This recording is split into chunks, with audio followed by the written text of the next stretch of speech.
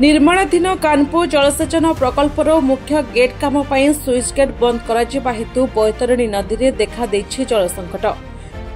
चंपुआ उपखंड में निर्माणाधीन यह प्रकल्पर स्विच गेट बंद करा जो तलमुंडे पानी संकट देखा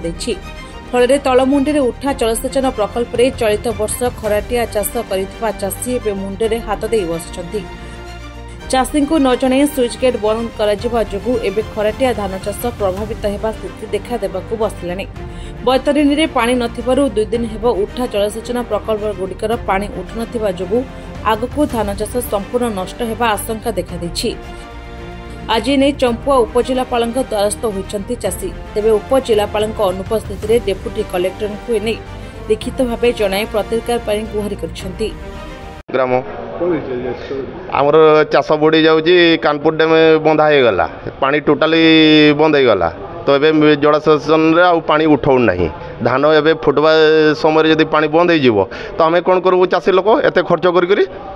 तो से जो आम आसचु सब कलेक्टर ऑफिस को जदि आमर कथा टे ग्रहण करें आम चिर उपकृत हेबू आ परिस्थिति बहुत खराब है धान पुड़ी जाऊँगी तो ओडगाँव पाड़ चाषी बृंद आमर सर 5टा पॉइंट अच्छी 5टा पॉइंट आम बैतरणी नदी उपर निर्भर करूँ धान चाष आमर 70 एकर पाखापाखि चाष होती 5टा पॉइंट अच्छी एवं बर्तमान कानपुर डैम गेट बंद करदे आमर बैतरणी नदीर पानी सुखी जाइए से आमर पॉइंट गुड़ा चली पारना आज 3 दिन है तार किसी व्यवस्था न करागले आमर चाष नष्ट हो से आपन को थर आम अनुरोध करूँ यहाँ केमती तार व्यवस्था कले आम चाषी बंद उपकृत हूँ। ओडगाँपाड़ आमर बैतरणी नदीर पानी ना तो इना धान फुटवा अवस्था अच्छी